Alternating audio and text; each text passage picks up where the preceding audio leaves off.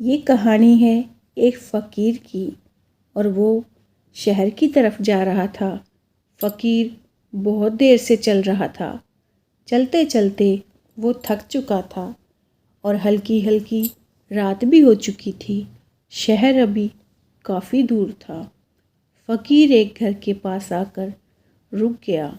वो जिसका घर था उसका नाम था श्याम।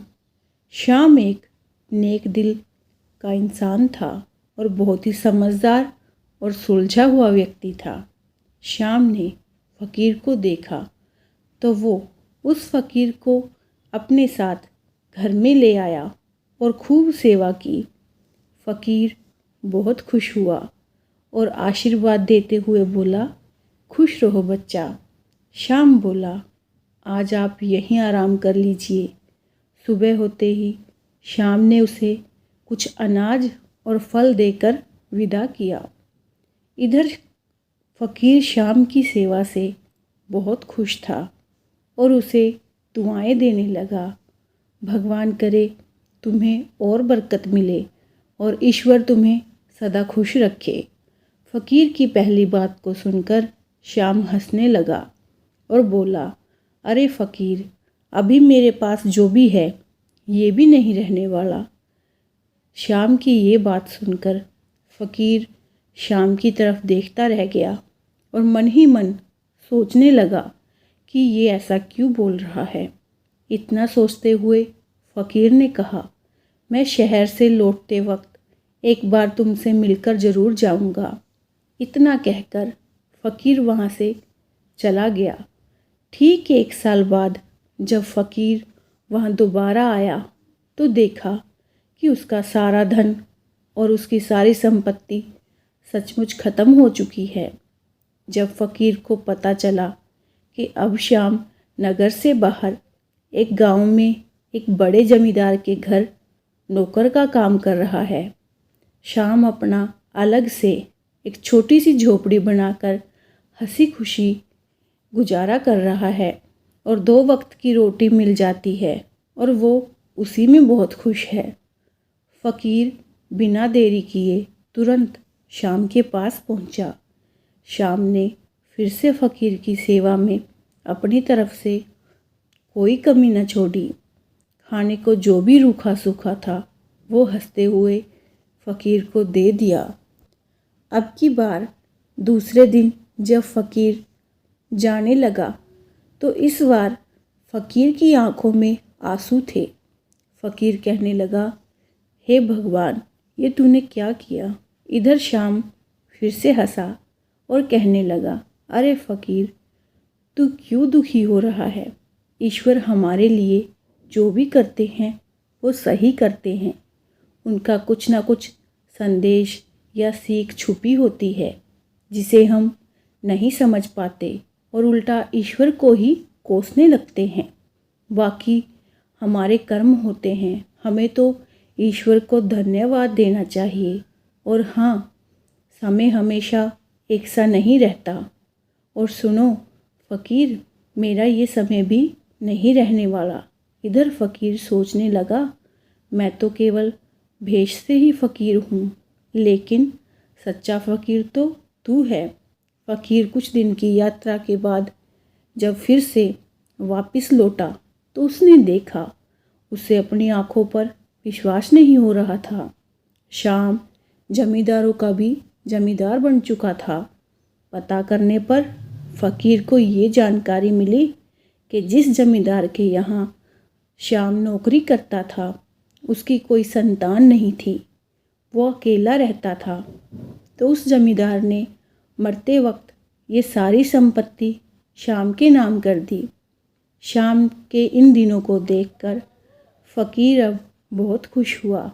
फ़कीर श्याम के पास गया और बोला, तेरी इस बरकत को ईश्वर सदैव बनाए रखे।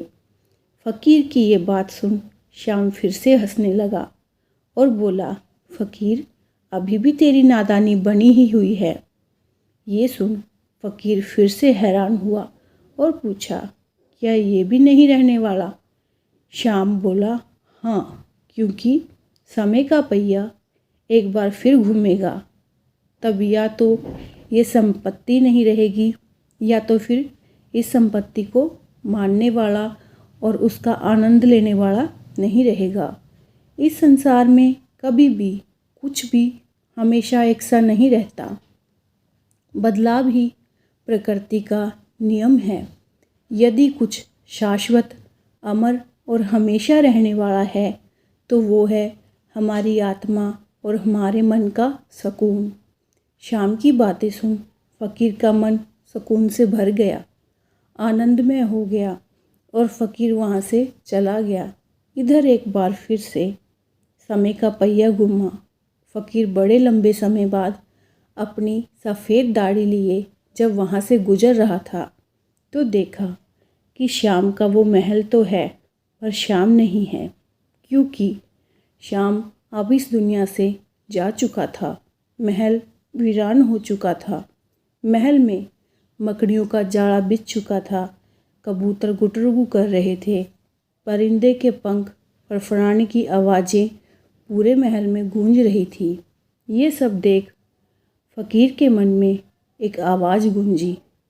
कह रहा है आसमां, ये समा कुछ भी नहीं। रो रही है शबनमें, नौरंगे जहाँ में कुछ नहीं। जिनके महल में हजारों रंग जलते थे फानूज, अब झाड़ हैं उनके कब्र पर, बाकी निशान कुछ भी नहीं।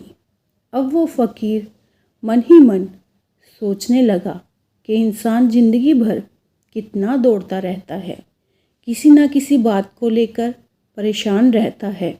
जिन चीज़ों के लिए इंसान हमेशा तड़पता रहता है, जिन चीज़ों के पीछे इंसान हमेशा भागता रहता है, फिर चाहे वो धन हो, शोहरत हो, सम्मान हो, कोई वस्तु हो या फिर प्यार हो, ये चीज़ें ना मिले तो दुखी, मिल जाए तो फिर भी दुखी, और मिलकर अगर खो जाए या ख़त्म हो जाए फिर भी दुखी।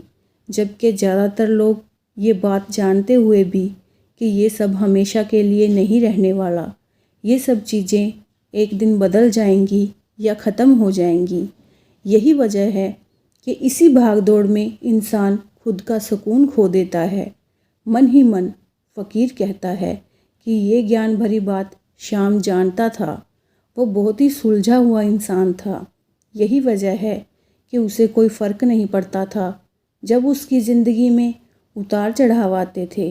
वो हमेशा खुश रहता था और ज़िंदगी को सुकून भरे मन से खुलकर जीता था, क्योंकि ये ज़िंदगी भी तो एक दिन ख़त्म ही होनी है। इसलिए हमेशा याद रखें, जीवन में जब भी आप बुरे दौर से गुजर रहे हो, तमाम मुश्किलों से घिरे हों, तो दुखी ना हो और चिंता ना करें, क्योंकि दुखी रहकर या चिंता करने से आपकी समस्याएं ख़त्म नहीं होंगी बल्कि और बढ़ जाएंगी।